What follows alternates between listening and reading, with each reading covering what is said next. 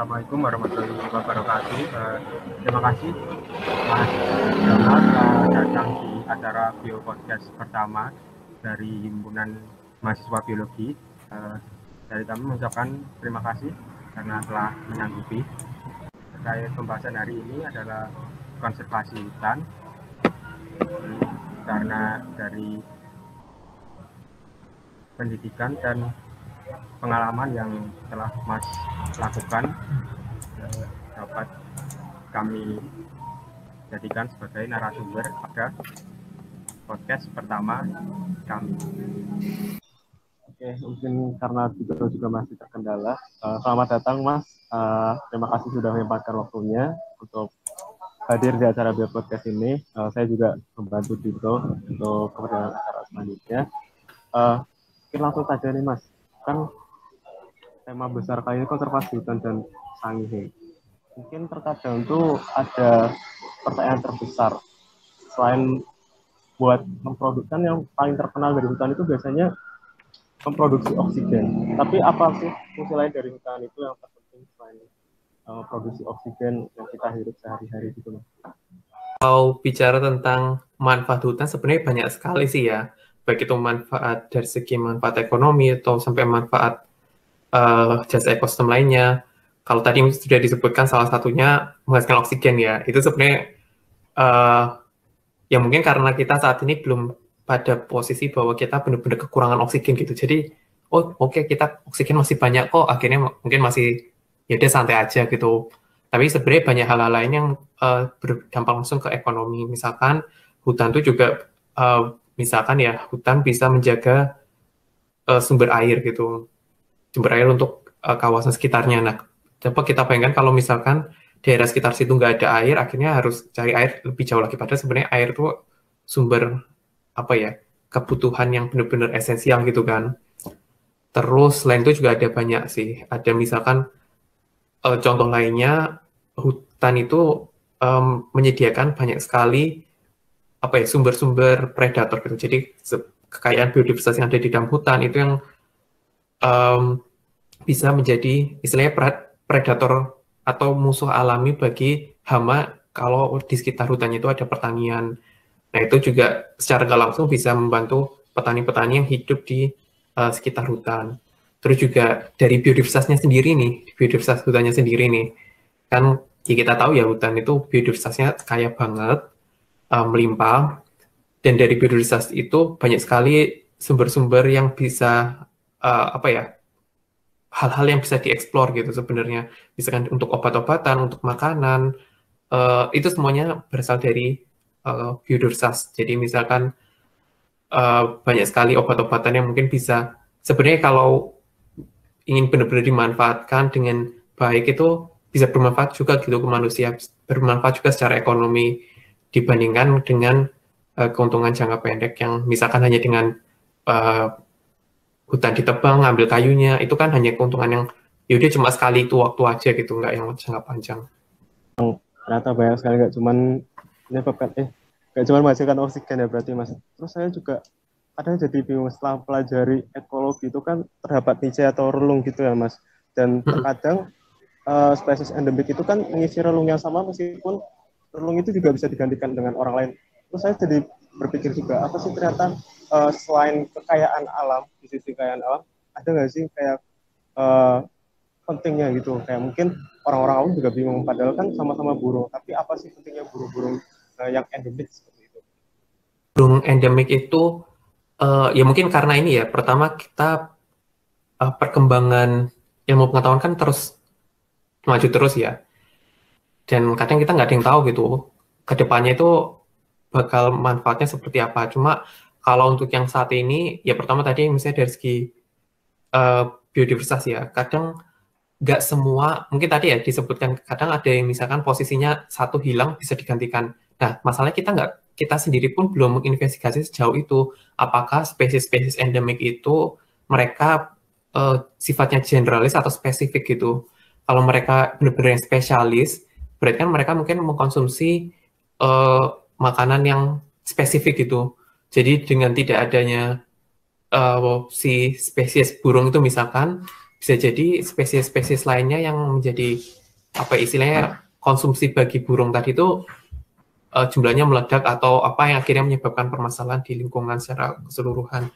Jadi ya karena memang pada dasarnya pun kita belum mengetahui secara detail dan apa ya, kalau misalkan kita kehilangan sebelum mengetahuinya ya kita nggak bakal tahu gitu sebenarnya gunanya apa gitu. Terkadang kalau kita seperti bermain-main dengan alam itu memang ada konsekuensi yang nggak diketahui gitu ya Mas, yang bisa aja yang kita nggak nyadar ternyata ada konsekuensi yang sangat besar kalau misalnya kita memang mau merusak alam. Juga jadi pertanyaan-tanya kok Mas tadi kan meneliti ini ya Mas, apa pengaruh fungsi alih fungsi lahan jadi pertanian. Kalau mungkin pertanian kan masih sama kan, masih ada hubungan dengan tumbuhan. Nah, kalau misalnya pertambangan Mas, meskipun tambangnya itu hanya kecil, itu apakah memang dampaknya sangat besar terhadap lingkungan atau, dan kalau misalnya berdampak besar itu dampaknya seperti apa? Ya mungkin pertama klarifikasi dulu sih tadi yang tentang kalau hutan dikonversi jadi pertanian kan sama-sama tumbuhan, sama-sama melakukan fotosintesis, berarti sama aja dong, sama aja, gak ada bedanya. Sebenarnya enggak, tetap ada bedanya, karena dari diversitasnya pun jauh berkurang, dan sebenarnya yang jadi masalah utama bukan tumbuhannya itu, bukan kemampuan fotosintesisnya, tapi gimana proses konversinya, konversi dari hutan ke lahan pertanian, dan itu kan proses konversinya itu yang sebenarnya masalahnya itu ada banyak banget gitu, dari misalkan hilangnya karbon, terus hilangnya biodiversitas dan sebagainya gitu. Itu mungkin menanggapi yang itu sih sedikit. Terus kalau tadi terkait kalau misalkan tambang nih, oke misalkan kalaupun tambangnya skala kecil gitu, tapi sejauh yang aku tahu beberapa tambang tuh benar-benar sekecil apapun, atau misalkan ya mungkin ada kalau misalkan manajemennya kurang baik, itu bisa misalkan ya menyebabkan polusi atau misalkan menyebabkan sedimentasi di sungai. Oke, mungkin itu sungainya cuma satu titik ya di hulu, tapi secara nggak langsung ketika sungai di hulu ini tercemar, kotor, akhirnya sampai bawah-bawah itu sampai ke muara itu bakal kotor terus gitu. Dan setiap orang yang menggantungkan hidupnya pada sungai itu juga bakal terdampak gitu. Belum lagi kalau sampai ke laut, akhirnya di laut misalkan terumbu karang mati. Jadi apa ya, tetap ada konsekuensinya. Cuma mungkin apa ya, hanya semakin banyak, kalau misalkan ya kecil, namanya kita biasa dengar ya, kecil-kecil sedikit demi sedikit lama-lama jadi bukit gitu kan. Ya kalau misalkan dilakukan terus-menerus ya akhirnya dampaknya juga akan besar juga gitu. Kalau tambang itu kan ngeruk ya Mas, jadi mungkin topografi lahannya pun jadi berubah ya kalau misalnya ada tambang. Ya, selain topografi juga struktur tanahnya berubah. Yang banyak sekali kasus-kasus yang ketika itu sudah ditambang, terus ya akhirnya nggak bisa ditanami kembali gitu kan. Manajemennya kurang baik. Nah, jadi sebenarnya ya dilematis juga sih. Satu sisi tambang itu juga ada keuntungan ekonomisnya gitu. Tapi sisi lain juga ada dampak lingkungannya. Nah, itu yang sebenarnya perlu ketegasan sih. Kalau memang suatu daerah itu sudah benar-benar, oh ya ini dilindungi ya dilindungi benar-benar gitu, mau itu ada emas, kayak mau ada apapun ya dilindungi gitu. Baru kalau misalkan emang yang benar-benar dirasa dampak lingkungannya bisa diminimalisir dengan manajemen yang baik, ya intinya perlu regulasi yang tepat gitu sih. Jadi kan tadi udah itu Mas tentang biodiversitas. Nah itu kalau misalkan biodiversitas hutan itu bedanya apa sih dengan biodiversitas lain? Misal biodiversitas laut. Bedanya jelas ya, namanya aja hutan dengan laut ya jelas. Maksudnya dari kondisi lingkungannya berbeda, komposisinya berbeda. Yang jelas kalau misalkan yang jelas apa ya, manfaat-manfaat yang diberikan oleh masing-masing komponen biodiversitas itu baik hutan, laut dan sebagainya itu ya juga berbeda-beda gitu. Ya gitu sih. Cuma mungkin yang agak membedakan lainnya karena hutan tuh kan tinggal ada di darat ya, hutan ada di darat dan manusia juga tinggalnya di darat gitu. Akhirnya manusia dan hutan tuh semacam bersaing gitu, berkompetisi untuk menempati suatu lahan gitu. Nah itu yang akhirnya ya mungkin bedanya kalau misalkan laut kan ya kita nggak tinggal di laut gitu ya, jadi kita nggak yang terlalu banyak berinteraksi dengan laut gitu. Meskipun ya sebenarnya secara tidak langsung kerusakan hutan pun juga dapat berpengaruh ke laut gitu. Kalau biodiversitas hutan juga berpengaruh pada manusia, berarti dari kultur manusia juga dapat dipengaruhi oleh biodiversitas hutan tersebut ya Mas? Jadi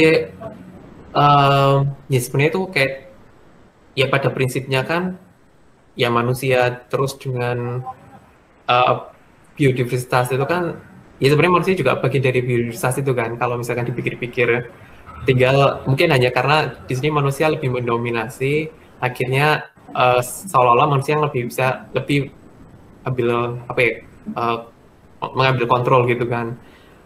Tinggal bagaimana supaya istilahnya menyeimbangkan gitu sih, menyeimbangkan antara oke, manusia memang punya kebutuhan, tapi di sisi lain kita nggak sebagai manusia juga harus mempertimbangkan bahwa mereka juga punya hak untuk hidup gitu. Kalau jika misal ada pengerusakan di hutan kan itu ada degradasi biodiversitas hutan, penurunan. Nah kalau hutan rusak itu apakah akan mempengaruhi biodiversitas lain, misal laut atau tempat gitu?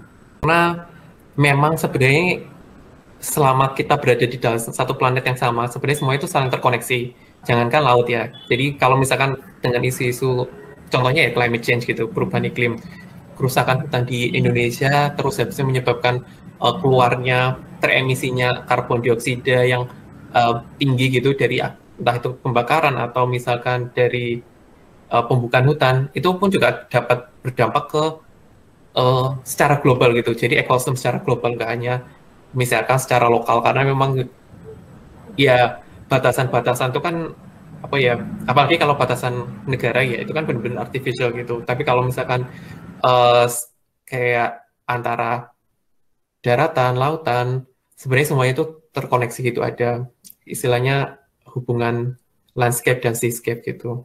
Tadi kan dari yang rusak. Sebuah hutan itu apa sih yang menjadi penentu kalau sebuah hutan dapat dijadikan sebagai lahan konservasi, ataukah komponennya atau Pertimbangan untuk mengkonservasi hutan itu setahu aku macam-macam gitu. Ada misalkan kira-kira dari keunikan, kekhasan dari kawasannya gitu. Karena ada beberapa kawasan yang memang isinya memiliki banyak sekali spesies endemik yang mungkin tidak ditemukan di tempat lain. Nah itu menjadikan nilai kawasan itu lebih tinggi. Terus bisa jadi sebuah kawasan itu memiliki nilai kultural yang baik gitu. Misalkan ada masyarakat adat yang tinggal di situ, yang mana masyarakat adat itu apa ya, menggantungkan hidupnya segala sumber daya yang dibutuhkan tuh dari hutan. Nah, itu juga bisa menjadi pertimbangan dalam mengkonservasi suatu lahan atau suatu hutan gitu. Terus juga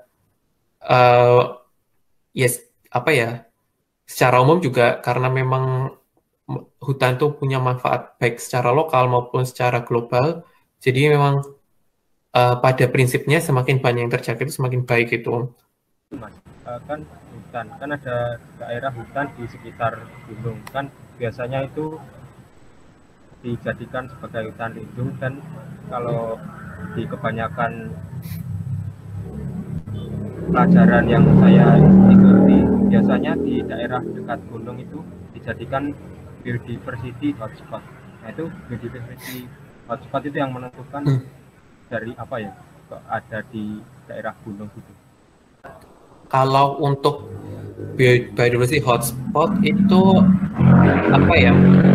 Memang pertama itu ditentukan berdasarkan dari kekayaan organismenya. Cuma apakah itu di gunung ataupun di dataran rendah, menurutku itu kompleks sih, kompleks, nggak cuma berdasarkan keanekaragaman hayati, tapi juga tentang kebutuhan manusia gitu. Jadi kalau kita manusia itu punya kecenderungan untuk tinggal di tempat yang datar kan. Kita pasti lebih suka kalau bisa ya udah yang datar aja biar gampang gitu kan.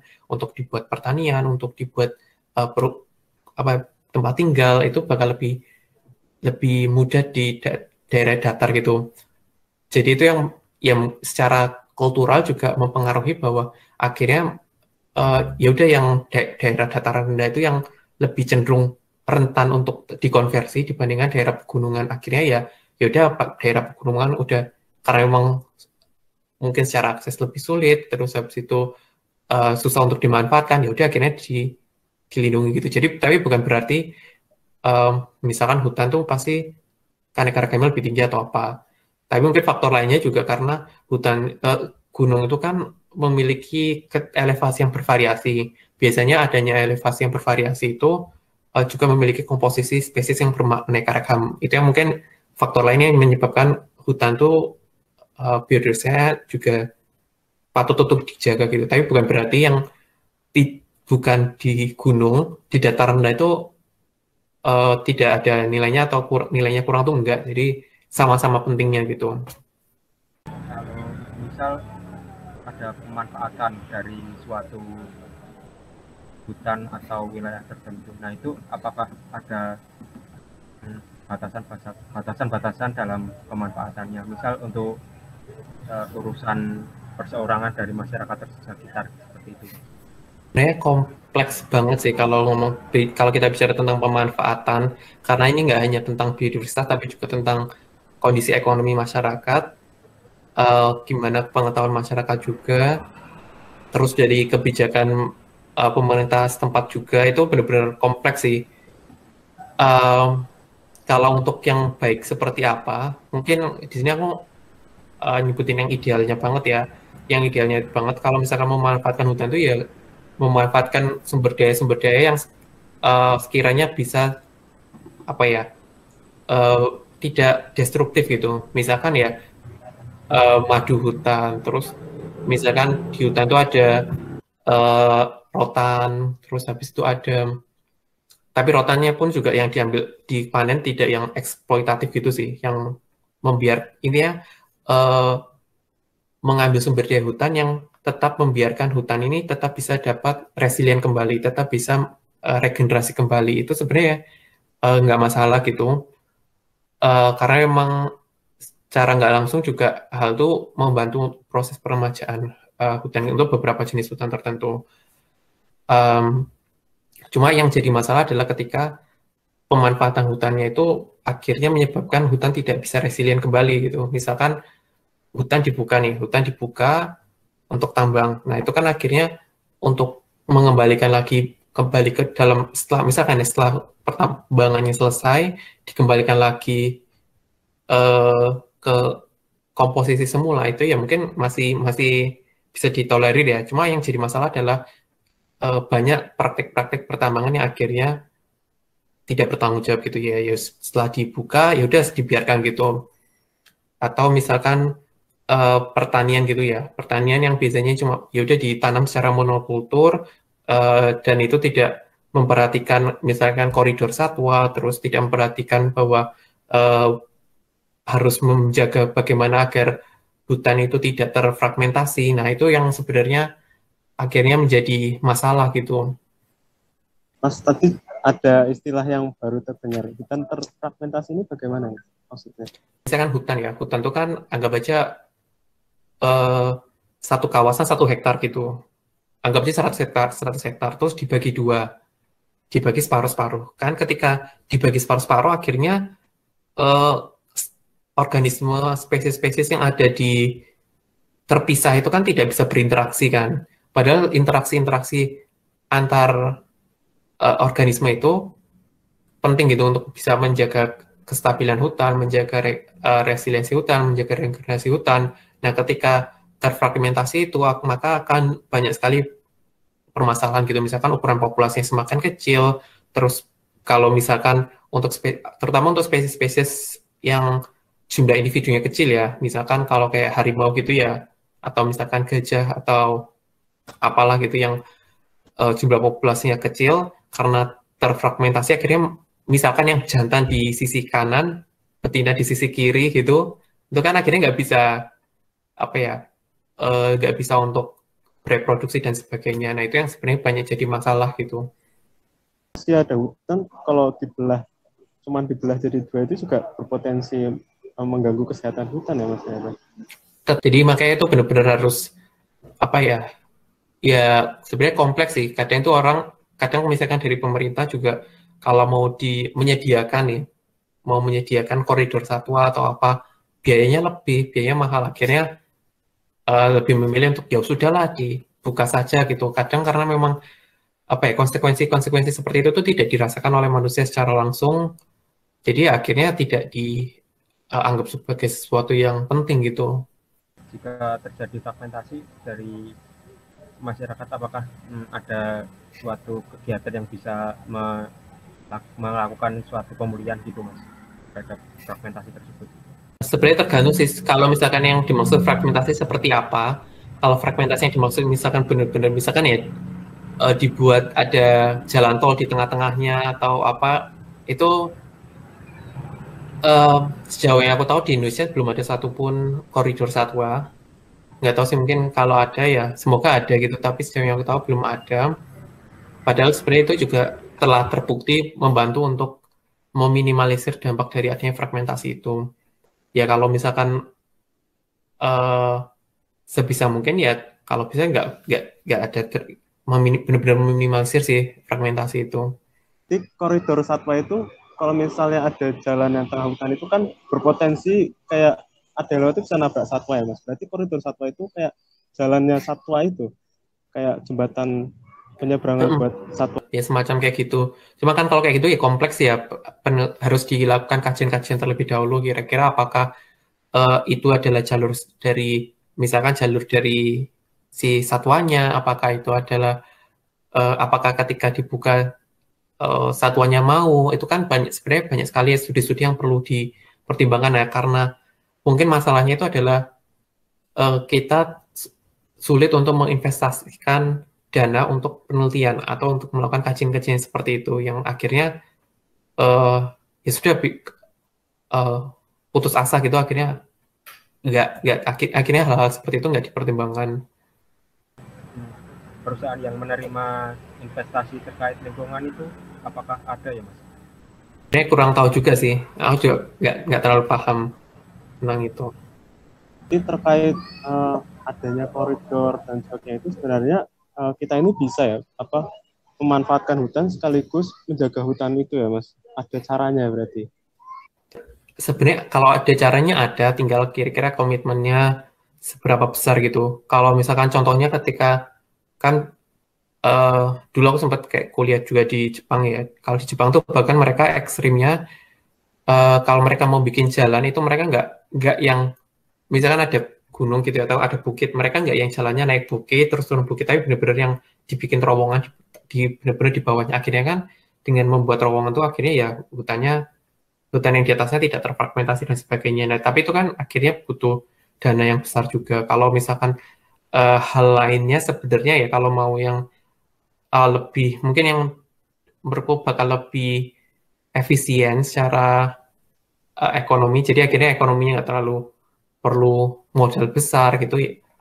Ya sebenarnya gimana caranya membangkitkan ekonomi berbasis lokal gitu. Jadi ekonomi itu tidak harus yang dengan yaudah kita buka tambang, intinya yang dengan bersifat eksploitatif. Tapi kalau misalkan ekonomi itu bersifat lokal yang akhirnya masyarakat juga bisa mendapatkan manfaat, itu menurutku bisa menyeimbangkan keduanya sih.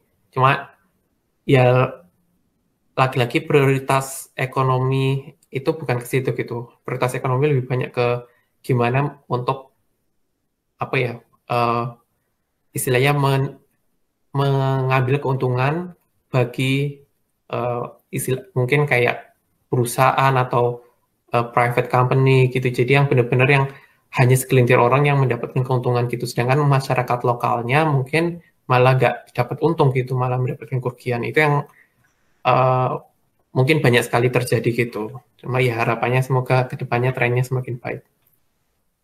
Kalau ada fragmentasi, nah itu jika ada misal hewan endemik tadi ya Mas, nanti kan daerahnya terkena misal daerahnya terkena suatu polusi atau yang mengakibatkan tidak optimal lah pertumbuhannya. Nah itu apakah konservasi ex situ bisa jadi solusi atau ada cara yang lebih tepat? Karena beberapa ex situ seperti kebun binatang kadang tidak efektif. Jadi sebenarnya tergantung dari tujuan dari konservasi ex situ itu apa. Kalau misalkan tujuannya misalkan ya di konservasi secara ex situ diperbanyak terus dikembalikan ke alam ya nggak masalah gitu, itu bisa menjadi salah satu opsi gitu. Tapi yang jadi masalah adalah ketika konservasi ex situ dianggap menjadi satu-satunya jalan keluar, yang akhirnya ya sudah selama kita punya koleksinya di kebun binatang, habitat alamnya dirusak aja gitu. Itu akhirnya menjadi justifikasi bahwa kan yang penting spesiesnya ada gitu. Jadi terlepas mau spesiesnya itu bisa berperan atau tidak di ekosistem itu nggak masalah gitu. Padahal maksudnya tidak dipertimbangkan gitu. Padahal sebenarnya yang terpenting adalah bagaimana mereka berperan dalam ekosistem gitu. Karena setiap spesies itu kan punya perannya masing-masing di ekosistem, termasuk spesies-spesies endemik itu tadi. Jadi kalau misalkan mereka keberadaannya saja tidak ada di alam, mau gimana gitu? Apa yang bisa dilakukan? Karena nggak bisa, perannya tidak bisa digantikan gitu. Terus kalau misalkan tadi ya sempat disinggung kalau Sly X itu terus dikembalikan ke habitat alaminya. Nah masalahnya kalau misalkan diperbanyak di luar habitatnya, terus kalau habitatnya rusak mau dikembalikan kemana gitu kan? Nggak ada tempatnya. Jadi ya sama aja itu nggak akan menyelesaikan masalah gitu. Yang paling solutif ya sebenarnya ya gimana caranya yang habitat alami hutan-hutan yang masih alami itu dijaga, yang habitat yang sudah rusak diperbaiki. Terus kalau misalkan habitat misalkan yang sekarang kondisinya jadi pertanian, karena memang pertanian itu sebenarnya menjadi salah satu penyebab paling besar untuk deforestasi hutan tropis. Jadi ya pertanian itu diefektifkan gitu. Ketika pertanian itu bisa lebih efektif dan lebih efisien, akhirnya bisa sedikit demi sedikit luasan pertanian itu dikurangi dan restorasi kembali menjadi hutan. Itu sih sebenarnya kalau memang benar-benar mau komitmen untuk menjaga hutan. Restorasi tadi juga wilayah sudah jadi sawah itu apakah mungkin ya Mas kalau diubah jadi bentuk asalnya atau akan jadi yang berbeda? Dengan manajemen yang tepat sangat mungkin sebenarnya, dengan manajemen yang tepat, karena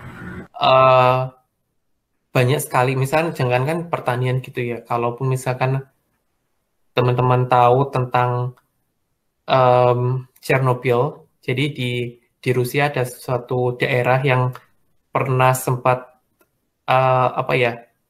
pembangkit listrik tenaga nuklir yang bocor. Nah akhirnya kan setelah terjadi kebocoran, manusia tidak benar-benar nggak boleh tinggal di situ kan, benar-benar kawasannya itu yang awalnya perkotaan benar-benar ditutup, benar-benar tidak ada akses manusia, dan akhirnya lama-kelamaan pun juga yang awalnya kota jadi hutan gitu.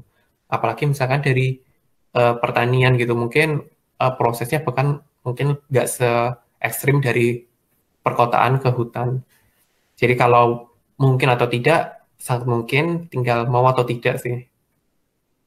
Kan berarti sempat disinggung ya Mas, kayak kita mengembangbiakan spesies yang terancam punah itu di luar dan kembalikan ke habitat aslinya. Tapi mungkin sempat kepikiran kalau misalnya kan masih sama-sama hutan, bisa nggak sih kayak spesies yang ada di Sangihe itu malah dilepasliarkan biar terjaga spesies itu hutan Jawa? Itu bisa tidak? Salahnya sebenarnya nggak sederhana itu, karena pertama hutan itu kan komposisinya beda-beda gitu ya, komposisinya beda-beda, kondisi lingkungannya beda, yang kadang mungkin kita pun nggak tahu gitu mereka asosiasinya dengan apa saja gitu. Bisa jadi ada beberapa spesies yang emang terasosiasi secara khusus dengan spesies lainnya. Ya mungkin kalau mau diteliti, dicoba mungkin bisa gitu, bisa untuk dicoba, tapi implikasinya pasti tetap ada, baik itu mungkin implikasinya dalam skala kecil maupun skala besar. Cuma ya gimana ya, itu sesuatu yang spekulatif gitu. Kalau selama itu belum bisa dipastikan, belum diuji, belum ada yang bisa jamin bahwa misalkan merelokasi satwa-satwa endemik itu bakal berhasil atau tidak. Cuma memang pernah tahu ada kasus relokasi seperti itu dan berhasil gitu. Ya, ini ya apa ya, berbagai usaha itu perlu dicoba gitu, perlu dikaji lebih dalam dulu. Tapi itu juga berpotensi ini nggak sih Mas, kayak malah menimbulkan masalah baru kan, itu spesies invasif kan? Itu berpotensi juga nggak? Nah sebenarnya spesies eksotik itu belum tentu invasif gitu. Tapi ada juga yang memang invasif. Nah itu yang sebenarnya, nah itu kan tadi yang sebenarnya aku sebutkan kalau perlu dikaji lebih dalam gitu. Implikasi pasti ada gitu. Cuma kita nggak tahu implikasinya akankah sampai ke level invasif atau tidak gitu. Atau malah benar-benar nggak bisa hidup gitu kan. Kita nggak ada yang tahu gitu. Kecuali yang benar-benar mau dikaji kira-kira kesesuaian habitatnya gimana. Misalkan ya di habitat alaminya dikaji dulu kira-kira struktur hutannya seperti apa, kira-kira mereka kebutuhan makannya apa, mereka perilakunya seperti apa. Kalau itu sudah dikaji terus dilihat kira-kira di habitat yang akan lokasi relokasinya tadi itu ya, hutan untuk relokasinya kondisinya gimana, apakah memiliki kesamaan atau tidak gitu. Kalau memang benar-benar komposisinya beda banget ya, ya nggak ada jaminan bahwa akan bisa survive atau bahkan tidak ada dampaknya, itu tidak bisa dijamin gitu. Jika ada relokasi, bagaimana kita bisa menentukan spesies tersebut invasif tidak sebelum melakukan pemindahan. Jadi sebelum spesiesnya menjadi spesies invasif itu bisa dideteksi dengan apa ya? Belum dipindahkan. Kalau secara detailnya kurang tahu sih, karena memang belum begitu tahu dan mungkin juga kajian seperti itu belum banyak. Tapi ya tadi itu yang sudah sedikit aku singgung, kalau hal-hal yang perlu dilakukan, misalkan kajian kira-kira habitatnya seperti apa, kebutuhannya seperti apa. Misalkan si spesiesnya itu membutuhkan banyak sekali apa ya, nggak baca. Misalkan ya si spesiesnya tadi membutuhkan banyak air, yang mana di habitat aslinya itu air itu nggak banyak gitu. Akhirnya kan dengan jumlah air yang nggak banyak, si spesiesnya itu ya udah jumlahnya segitu-segitu aja. Nah, ketika mau dipindahkan ke habitat lain yang sebenarnya misalkan situ airnya itu banyak banget gitu, melimpah banget, akhirnya kan kemungkinan untuk si spesies tadi itu berkembang biak semakin tinggi gitu, karena sumber daya dibutuhkan itu semakin banyak gitu. Nah, itu dapat menyebabkan invasif juga. Terus juga misalkan di habitat aslinya dia punya kompetitor gitu, punya satwa lain yang sama-sama menggunakan sumber daya yang sama gitu. Dengan adanya kompetitor kan akhirnya ya udah jumlahnya bisa stabil gitu kan, bisa terkontrol. Nah, ketika dipindahkan, misalkan di sana benar-benar nggak ada kompetitornya, akhirnya bisa jadi meledak jumlah populasinya. Hal kayak gitu bisa macam-macam sih sebenarnya yang mungkin bisa menjadikan faktor, mungkin yaitu tadi baru beberapa contohnya. Jadi ada pertanyaan lagi nih Mas, terkait hutan kan berarti memang kadang kita sendiri juga nggak tahu ya kalau misalnya kita memanfaatkan cara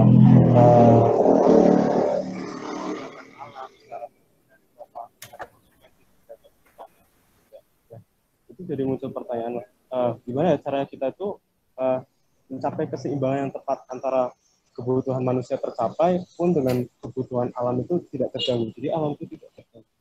Itu apakah bisa Mas? Ini kan yang kalau misalnya dibayangkan itu ideal. Sebenarnya pertanyaan yang sangat berat banget sih. Itu berat banget sih karena banyak mungkin kalau kita dari orang biologi gitu bisa sedikit paham gitu, sedikit tahu gitu kalau oh ternyata alam tuh pentingnya kayak gimana gitu. Tapi kalau untuk menjelaskan ke orang yang benar-benar gak punya background biologi itu bakal susah banget gitu. Apalagi misalkan orang ekonomi yang punya prinsip ekonomi itu benar-benar yang nggak terlalu mempertimbangkan dengan kondisi lingkungan seperti apa. Kalau misalkan kalau mungkin aku bisa kasih contoh, itu salah satu negara yang menurut aku sangat bisa menyeimbangkan alamnya, bahkan mengedepankan alamnya itu Bhutan. Mungkin kalau teman-teman pernah dengar, negara Bhutan itu negara kecil tapi benar-benar negaranya itu bisa yang tidak menghasilkan emisi karbon sama sekali. Mungkin kalau dari segi apa ya istilahnya kekayaan negaranya mungkin nggak terlalu tinggi gitu, tapi ya sebenarnya kalau bisa hidup mereka bisa hidup gitu. Jadi apa ya standar bisa hidupnya manusia itu relatif kan. Ada yang mungkin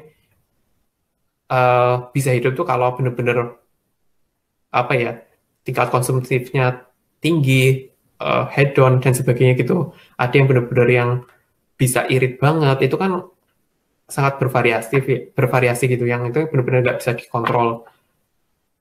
Jadi kalau mungkin aku cuma hanya bisa kasih contoh sih, kalau negara yang seperti itu ada dan masyarakat di sana juga bisa hidup gitu. Itu kan berarti sebenarnya indikasi bahwa sebenarnya menyeimbangkan antara alam dan lingkungan tuh bisa gitu. Kalau misalkan mau ngambil contoh lainnya mungkin di beberapa negara juga kurang tahu sih apa negara mana, cuma ya mungkin yang paling ekstrim itu sih Bhutan. Bhutan tuh bener-bener yang ya bisa dibilang tuh mengedepankan lingkungan daripada ekonomi gitu. Tapi bukan berarti masyarakat di sana terus yang kelaparan atau apa gitu. Indonesia sendiri ada nggak ya Mas kayak daerah-daerah yang sudah mulai mengimplikasikan itu Mas? Di Indonesia kurang tahu di Indonesia karena emang mungkin secara umum malah belum ada gitu, belum ada, dan bakal kontroversial banget sih kalau di Indonesia. Misalkan ya kita bicara contohnya misalkan Papua gitu. Di satu sisi mungkin ada orang yang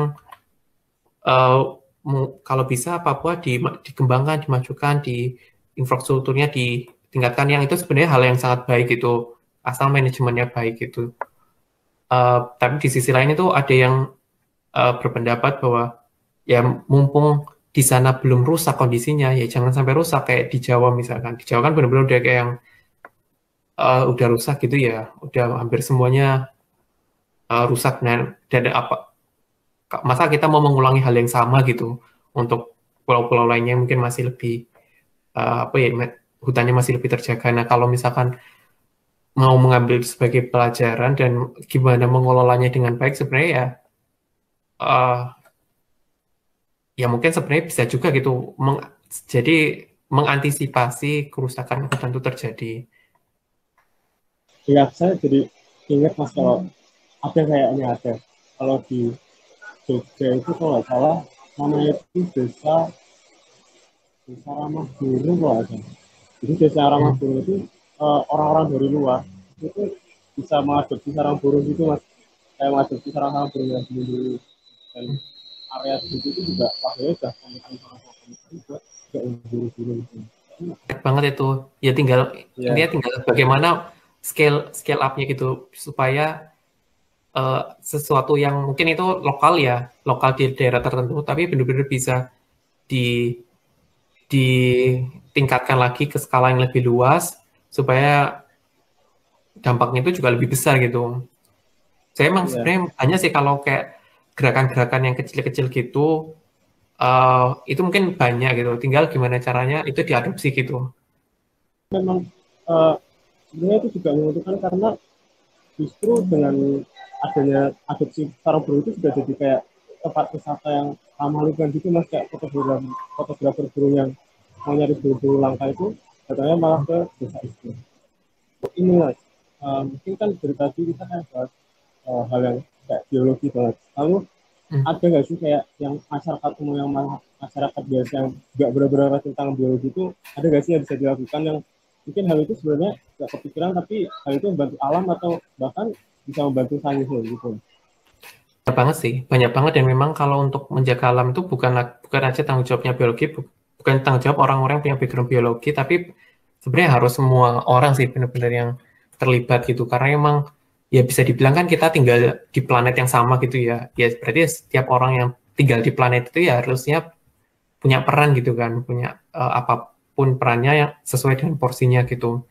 Kalau yang masyarakat, kalau misalkan yang punya eh, wewenang, punya jabatan ya mungkin tanggung jawabnya lebih besar gitu daripada yang tidak gitu. Kalau untuk hal apa yang bisa dilakukan, mungkin yang pertama kalau menurutku tuh konsumsi secara bijak sih. Jadi misalkan hal sederhananya aja ya, ketika misalkan kita makan sesuatu, misalkan ya makan satu piring, terus kita habiskan, atau misalkan nggak, contohnya misalkan kita satu piring tapi kita nggak habis gitu.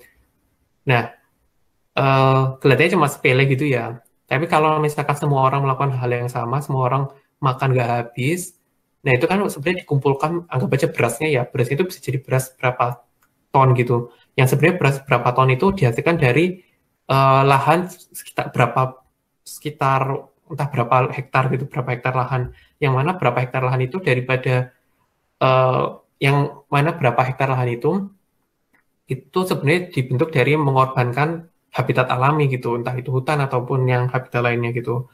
Jadi kan dengan kita sebenarnya apa ya, mengupayakan supaya kita konsumsi secara bijak, itu kan kita juga sebenarnya mengupayakan supaya tidak ada yang sia-sia gitu dari misalkan lahan pertanian tadi.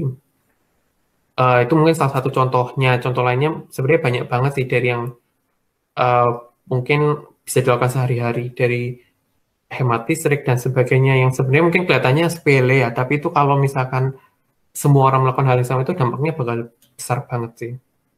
Meskipun kita hanya uh, memakan apa yang kita butuhkan atau menghabiskan makanan kita itu juga ternyata bisa membantu kondisi hutan itu juga ya, Mas. Karena ya hutan diubah jadi, misalnya tadi kan pertanian, karena memang pertanian penyebab terbesar deforestasi, terutama di Indonesia. Ketika makanan itu benar-benar bisa dioptimalkan kan akhirnya ya apa ya, harapannya itu kebutuhan produksi pertanian juga bisa lebih diefisienkan gitu. Terus juga misalkan opsi lainnya misalkan dengan mengganti makanan gitu yang awalnya sayur-sayuran, bisa juga ya nggak yang total benar-benar diganti, tapi misalkan juga makan ikan gitu yang mungkin ya sebenarnya plus minus juga sih kalau mau konsumsi ikan gitu, karena kan satu sisi ikan itu bisa dapat dari laut, cuma kita nggak tahu juga kan gimana proses uh, apa ya, harvesting ikannya dari laut. Juga pernah dengar ini Mas, kayak mengurangi makanan daging itu juga bisa bantu.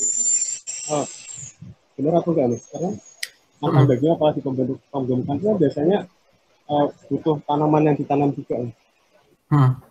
Jadi emang apa ya, untuk di beberapa kawasan konsumsi daging itu benar-benar dampak ke hutannya sangat besar. Contohnya misalkan kalau di Indonesia kan mungkin kebanyakan peternakan itu peternakannya bukan yang dilepas liarkan gitu ya, tapi kebanyakan peternakan itu yang maksudnya dikandangin gitu. Kalaupun dilepaskan tuh yang bukan di lahan yang luas banget atau apa.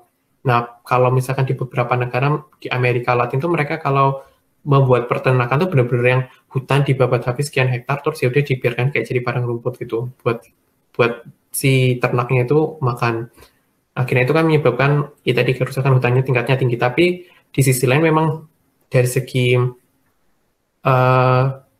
secara umum memang apa ya, jejak apa dampak lingkungan dari daging itu memang lebih besar gitu daripada misalkan sayur gitu, karena misalkan dari kebutuhan kalori yang didapat dari tumbuhan itu kadang kalau misalkan kita setarakan dengan kalori yang didapat dari hewan tuh bisa kebutuhan lahannya itu berbeda gitu. Kadang buat penggemukan itu juga butuh ini ya Mas, kayak kalau nggak salah itu kayak penggemukan hewan yang mamalia itu juga pakai kedelai ditanam itu buat sumber protein buat hewannya itu juga.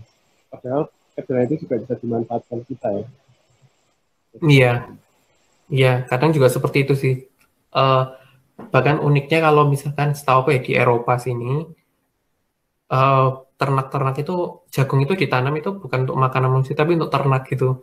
Padahal sebenarnya jagung itu sendiri udah bisa dimakan manusia gitu. Kenapa harus terus dianu ke ternak dulu baru ternak dimakan manusia, kan kayak ya macam-macam sih ini ya. Karena memang kompleks ya Mas berarti ya. Kompleks sih kalau ini. Nggak Iya. apa ya, udah bener-bener nggak bisa cuma ngomongin biologi. Yang ini mungkin yang menurutku yang membuat ekologi dan konservasi itu salah satu cabang biologi yang paling membutuhkan keterlibatan bidang lain gitu. Karena nggak bisa yang cuma ngomong biologi aja, tapi benar-benar harus mempertimbangkan ekonominya gimana, mempertimbangkan sosial gimana, mempertimbangkan aspek politik di lokasinya tertentu itu gimana gitu. Jadi ya terus juga psikologis masyarakatnya pun juga perlu dipertimbangkan gitu. Iya, karena harus menjelaskan juga ya Mas, yang penjelasan itu bisa dimengerti orang. Iya, kompleks sih, tapi seru. Ya, mungkin yang kalau yang langkah ekstrimnya itu jadi vegetarian itu juga bermanfaat bagi lingkungan ya Mas.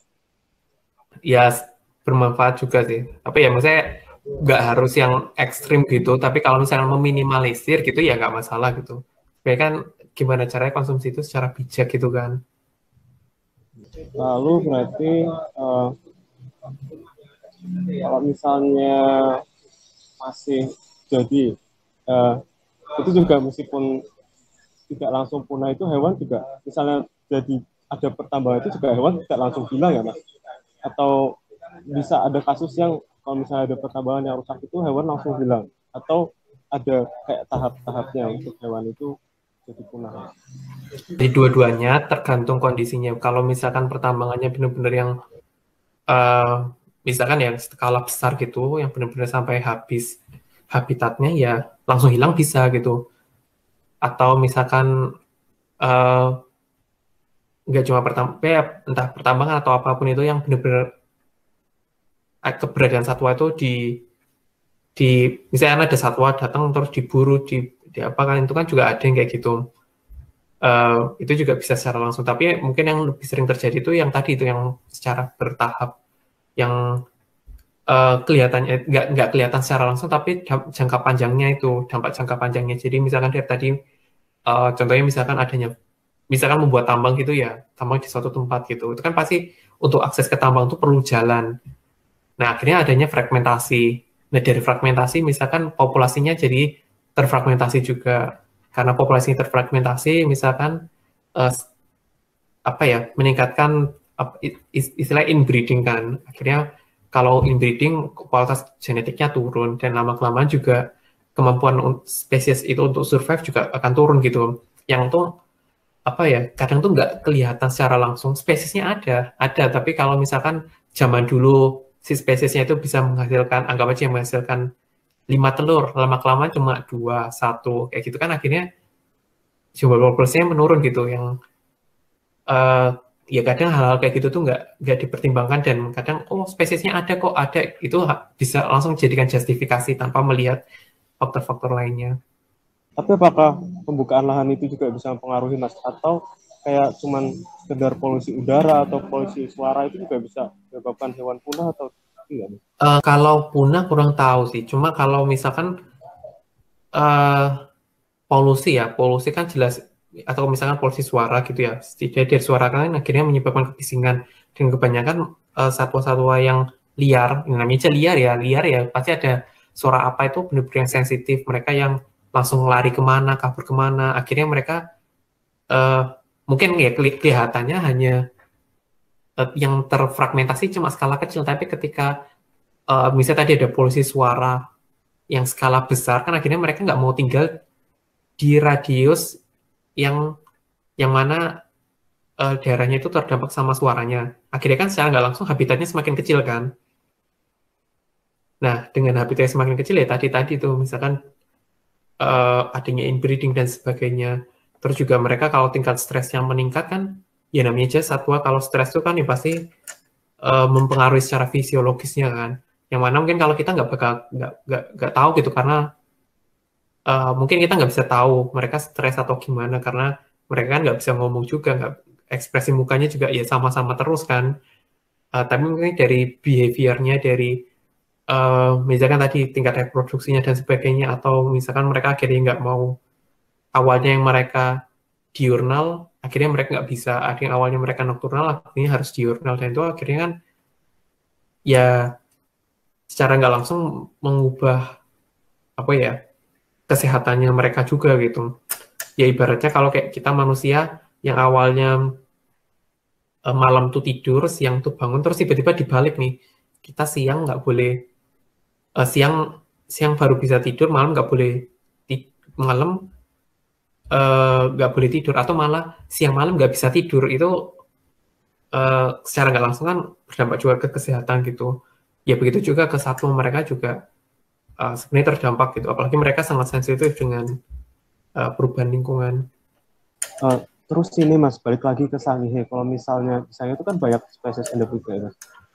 Bisa nggak sih ada korelasinya nggak sih, kayak misalnya kalau misalnya di situ ada beberapa banyak spesies endemik yang udah kita ketahui, di pulau itu juga ada spesies-spesies endemik yang kita juga belum tahu karena belum tereksplorasi. Itu mungkin nggak ya Mas? Sangat mungkin, apalagi spesies itu tidak hanya vertebrata, tidak hanya burung, tidak hanya mamalia, tapi ada juga invertebrata, ada juga mikroorganisme yang bisa jadi misalkan ya ternyata di sana itu ada mikroorganisme yang bisa menyembuhkan penyakit apa gitu kan. Kita nggak tahu aja karena belum mengeksplor gitu. Mikroorganisme itu juga bisa endemik Mas? Bisa jadi sih, mungkin kalau karena aku nggak terlalu tahu sih, cuma kalau misalkan dari kemungkinan itu pasti ada sih, kemungkinan endemik mungkin ada, karena mungkin ada yang ya kita ya karena nggak tahu juga sih kondisi lingkungan di Sangihe itu spesifik apa, siapa tahu ada hal yang sesuatu yang spesifik yang kita nggak tahu kan. Nah itu yang karena ketidaktahuan itu yang sangat luas, jadi memang banyak yang belum bisa dipastikan secara langsung sih kalau aku. Kalau misalnya berarti memang berpotensi banget ya kalau misalnya meskipun kita tahunya cuma segitu, ketika lingkungan itu punah, spesies endemik yang kita belum tahu yang ternyata cuma ada di Sangihe itu juga bisa hilang ya. So, mungkin karena apa ya, yang biasanya mudah dipahami oleh orang lain, orang secara umum ya biasanya spesies yang kelihatan gitu kan, yang entah misalkan tuh burung atau misalkan mamalia yang atau misalkan yang punya kekhasan tertentu atau punya penampilan yang bagus untuk dilihat gitu kan, itu yang biasanya lebih apa ya mendapatkan atensi untuk orang tuh lebih tergerak untuk menjaga gitu. Ada tambangan kan pasti ada itu polusi udara polusi suara, kayak alat-alat pertambangan yang sedang bekerja pasti suaranya juga nggak kecil. Nah itu apakah ada dampaknya pada seperti hewan mamalia atau burung gitu? Sama sih kayak yang sama Fatih sudah tanyakan gitu. Jadi memang kalau dampak tuh ada, dampak itu ada gitu, karena kan ini perlu diulang lagi atau ya pokoknya ini dampaknya ada gitu, tinggal apalagi mereka kan apa ya sensitif gitu, namanya satwa liar kan ya taunya kondisi yang liar gitu, yang emang ketika itu ada suara yang asing ya mereka bisa jadi ya sangat jelas terganggunya sih. Terus kalau misalnya mau mengeksploitasi hutan, apa sih tanda-tanda dari hutan itu kalau misalnya kegiatan eksploitasi itu sudah mulai merusak Mas? Meskipun kita misalnya melakukan dalam skala kecil. Oh, apa ya indikator bahwa hutan itu enggak apa ya sebenarnya itu apa ya kompleks sih, kalau mau dibilang kompleks, dan untuk exactnya untuk pastinya berapa itu susah untuk dijawab karena itu benar-benar relatif, tergantung jenis ekosistemnya juga. Cuma mungkin kalau indikasinya sejauh yang aku tahu tuh misalkan dari contohnya hutan ya, contohnya terus di situ dibuka lahan, terus kalau misalkan dalam waktu tertentu kondisinya itu bisa kembali lagi ke habitat awalnya, itu berarti masih bisa resilient gitu. Itu contohnya. Tapi kalau kadang kan kita nggak bisa mengukur sesuatu, misalnya kita itu kan hal yang perlu diketahui dalam jangka panjang gitu ya, bukan sesuatu yang bisa diketahui langsung gitu. Misalkan kita eksploitasi, terus kita bisa tahu, oh ini bakal kembali ke kondisi aslinya. Itu kan sesuatu hal yang kita tidak bisa diprediksi dari awal gitu. Tapi ada hal-hal yang bisa dilakukan untuk meminimalisir gitu. Kayak misalkan gimana cara tadi itu meminimalisir adanya fragmentasi, meminimalisir supaya pembukaan lahan itu tidak berada di kawasan-kawasan yang biodiversity hotspot, atau misalkan gimana caranya membuka lahan itu bukan di daerah jalur dari satwa itu rute satwa itu bergerak gitu. Itu selama itu bisa diminimalisir, dampak-dampak yang tadi itu, dampak-dampak negatifnya bisa diminimalisir juga gitu. Dan itu bisa setidaknya bisa lebih memastikan bahwa keberlangsungan hutan itu bisa lebih terjaga gitu. Intinya lebih ke kayak manajemennya sih, manajemen dan mempertimbangkan mempertimbangkan perilaku dari spesies-spesies yang ada tinggal di situ. Terkait konservasi ya, nah itu apakah pada setiap misal burung dan sebagainya itu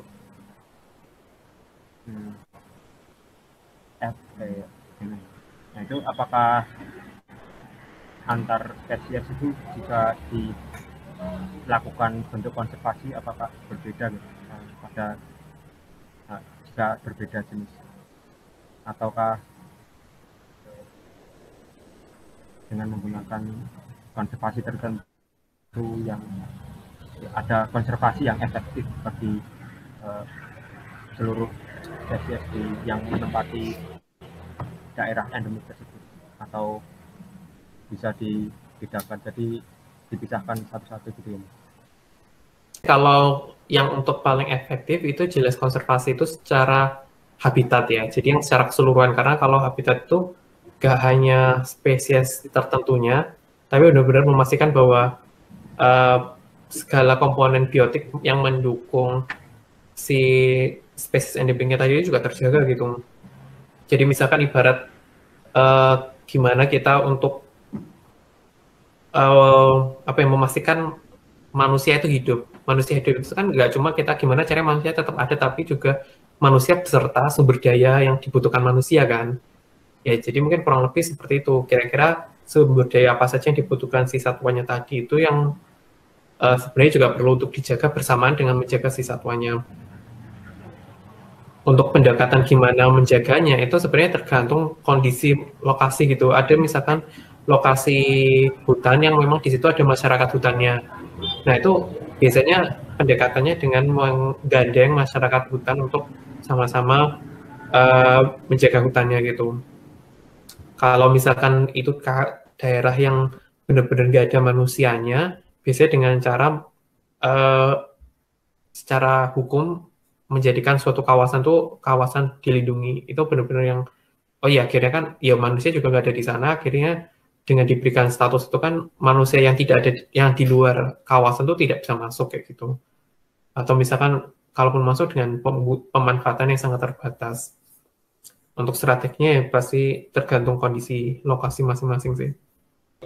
Berarti meskipun kita menjaga hutan tetap lestari dan pemanfaatannya sangat terbaik itu nggak menguntungkan manusia ya, justru menguntungkan manusia ya. Kalau mau menguntungkan bisa sih, maksudnya bagaimana kita mendefinisikan menguntungkan gitu. Kalau yang dimaksud menguntungkan itu yang menguntungkan pemilik perusahaan misalkan, atau menguntungkan pihak-pihak yang punya tambang itu kan yang untung hanya beberapa pihak gitu ya. Untung sih untung, tapi menguntungkan beberapa pihak bukan menguntungkan masyarakat secara umum. Itu ya ya beda cerita gitu. Tinggal ya bagaimana mendapatkan keuntungan itu tadi. Berarti memang pemanfaatan hutan ini sangat sesuatu yang sangat kompleks, dan kalau misalnya hutan itu rusak juga bukan sesuatu yang mungkin konsekuensinya bisa kita terima, bisa langsung dirasakan, tapi seringnya konsekuensinya itu dalam jangka panjang ya Mas. Jadi bukan Benar banget. Ya, sebenarnya kan kayak hutan pun juga sangat erat kaitannya sama perubahan iklim kan. Satu sisi hutan itu, ketika hutan itu rusak, itu hutan menjadi kontributor untuk gas rumah kaca yang sangat besar. Maksudnya proses pembukaan hutannya itu. Tapi ketika hutan itu ada, hutan itu bisa menjadi senjata paling ampuh untuk menangkal perubahan iklim gitu. Nah, jadi itu yang apa ya, semacam dua mata pisau gitu sih. Kan kalau kayak perubahan iklim itu kan juga nggak kerasa kan, misalkan karena kita secara nggak langsung tuh kadang beradaptasi gitu. Cuma kalau misalkan kita ingat-ingat ketika dulu kita masih kecil gitu kan, kok kayaknya kita nggak perlu AC gitu, tapi kenapa semakin lama kayak kita perlu AC gitu kan, kerasa ternyata semakin lama semakin panas gitu, yang secara nggak langsung tuh sebenarnya ya akhirnya yang awalnya kita nggak perlu biaya AC, nggak perlu biaya listrik ke situ, akhirnya butuh gitu. Jadi yang apa ya, secara nggak langsung karena ya tadi yang udah kamu sampaikan kalau dampaknya itu jangka panjang, dan kadang kita secara nggak langsung kan kita juga beradaptasi ke situ, jadi akhirnya kita nggak merasakan itu sebagai masalah gitu. Juga yang lebih berbahaya selain penebangan hutan juga, kita memaklumi kalau misalnya penebangan hutan itu oke ya Mas. Iya bener banget, apalagi kadang kita mikirnya, oh kita hutannya masih banyak kok, kita masih kaya kok gitu, itu jadikan terus menerus dijadikan justifikasi gitu. Ya kalau kayak gitu ya sampai kapan gitu kan, itu mau sampai kondisi habis pun juga ngomongnya sama gitu lagi gitu ya Kak. Berarti memang kalau misalnya dirangkum dari pembicaraan awal tadi itu, hutan itu kan memiliki tergantung kita apa ya, mendefinisikan menguntungkannya bagaimana. Meskipun pada umumnya pada dasarnya memang hutan itu memberikan manfaat baik kita sadar ataupun tidak ya Mas. Lalu kalau misalnya kita merusak juga bakal ada konsekuensi yang bisa secara langsung ataupun jangka yang lama, kayak misalnya yang tadi seperti perubahan iklim, atau mungkin air jadi tidak ada karena tidak ada hutan, mungkin konsekuensinya seperti itu. Dan ada langkah-langkah yang sebenarnya kita sendiri, kita sebagai masyarakat yang nggak tinggal di hutan, itu bisa lakukan. Nggak cuma masyarakat yang paham biologi, masyarakat umum juga bisa lakukan ya Mas, kayak kita menghemat makan atau menghabiskan makanan yang kita makan, lalu juga menghemat energi, mungkin menggunakan transportasi umum juga bisa sangat membantu ya Mas, baik langsung maupun saya tidak langsung.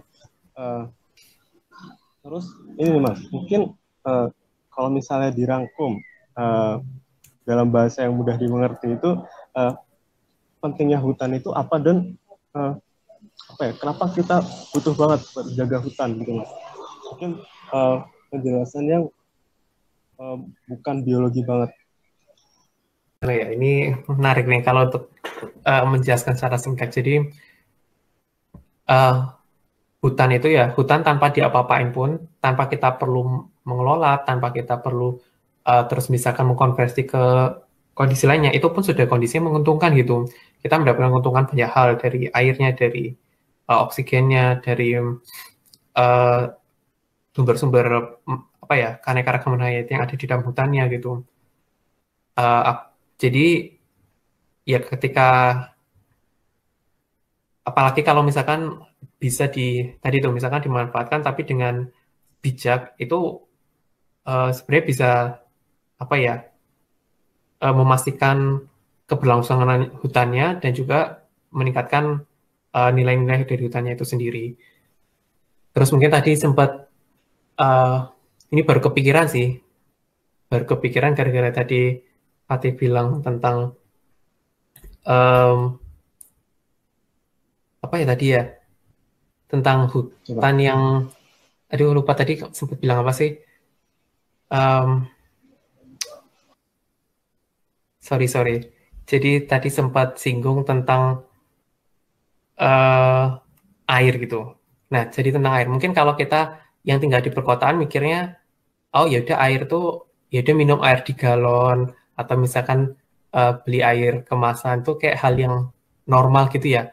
Padahal sebenarnya kalau misalkan hutan itu benar-benar dijaga, kita bahkan nggak perlu gitu kayak gitu. Yaudah kita tinggal minum aja air di sungai itu bisa gitu. Mungkin itu contoh ekstrimnya ya. Cuma itu hal yang sebenarnya kita tidak sadari bahwa hal-hal sumber daya yang sebenarnya bisa kita dapatkan secara gratis, akhirnya nggak gratis lagi gitu.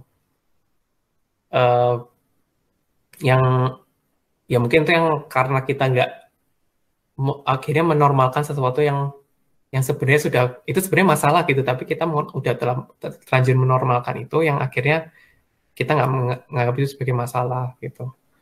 Jadi intinya permasalahan hutan itu masalah yang tidak kita rasakan bukan berarti itu tidak ada masalah gitu. Masalah yang tidak kita rasakan bukan berarti tidak ada gitu. Kadang kan kita hanya tidak merasakan, tapi itu bukan berarti tidak ada. Jadi ya dengan kita saling respect dengan alam, saling respect dengan masyarakat lain yang memang benar-benar bergantung ke alam, itu ya harusnya hutan itu ya bisa dijaga dengan baik gitu. Selain bahaya nyata dari penebangan hutan, bagaimana kita berpikir bahwa menebang hutan itu nggak apa-apa, itu juga lebih bahaya ya Mas ternyata. Terus di akhir penghujung nih Mas, sebelum ditutup, mungkin Mas Muklis ada quote nggak Mas terkait topik kita hari ini? Di akhir penghujung aku malah pengen tanya nih ke teman-teman, kira-kira dari sebelum kita ngobrol sampai setelah kita ngobrol ini kira-kira kayak gimana gitu. Sebenarnya pengen penasarannya di situ sih. Kalau dari gimana tadi Mas pertanyaannya Mas? Kan kira-kira setelah dari kita ngobrol ini, teman-teman tuh apa impresinya seperti apa, atau apakah ada hal yang berubah dari cara berpikir atau seperti apa, mungkin bisa di-share gitu sih. Kalau aku sih lebih ke ini Mas, yang tadi kayak apa sih yang kita sebagai masyarakat yang padahal aku sendiri nggak tinggal di Sangihe, tapi apa yang bisa aku berikan ke lingkungan atau hutan secara umum, nggak cuma di Sangihe ya, kayak itu tadi Mas, mungkin menghabiskan itu kan yang sesuatu yang sepele kan. Kadang kita kalau ngambil di warung yang ngambil sendiri itu kan ngambilnya kayak banyak-banyakan.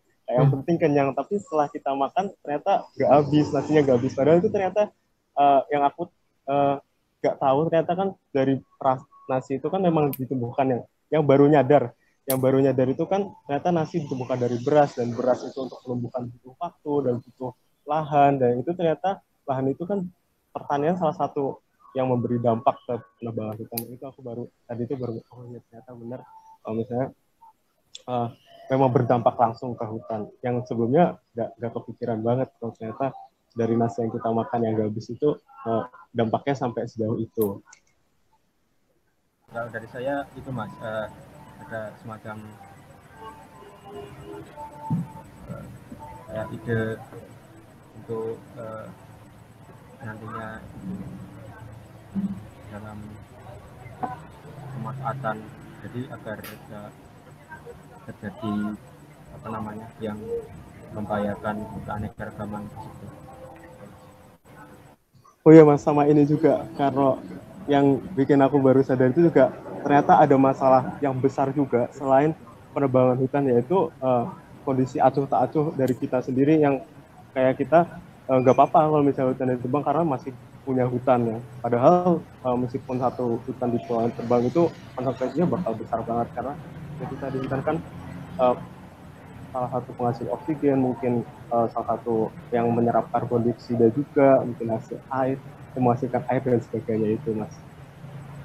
Sip.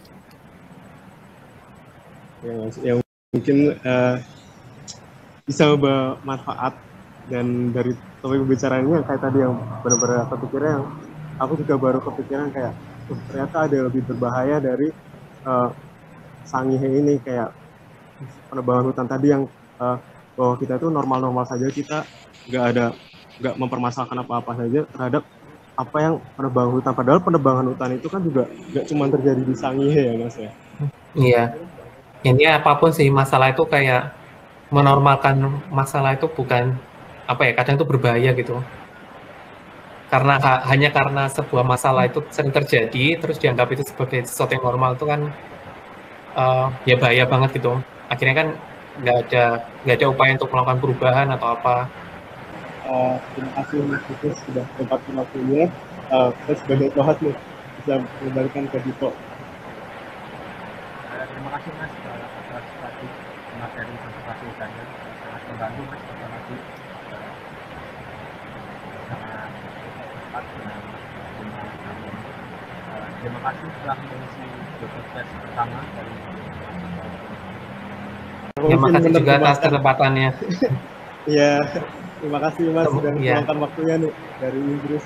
Jadi mengganggu. Semoga tidak mengganggu studinya Mas. Amin, nggak, santai kok, santai. Semoga cepat lulus Mas. Sama-sama, semoga lancar studinya. Apa? Balik lagi ke Indonesia toh Mas? Iya, ya siap, itu pasti sih, pasti. Semoga bisa bisa ke Inggris. Amin. Ya, semoga sukses kuliahnya. Dan semoga ada manfaatnya yang bisa diambil. Terima kasih Mas. Bisa diakhiri Dito mungkin. Terima kasih Mas. Waalaikumsalam warahmatullahi wabarakatuh. Terima kasih. Ya, terima kasih Mas Muflis.